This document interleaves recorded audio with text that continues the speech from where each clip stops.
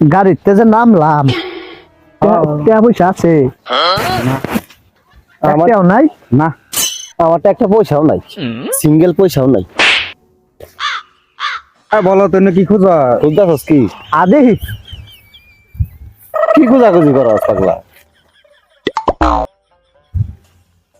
নাই কুম্বালাতে বিড়ির নিশা উঠছে তুই জানস?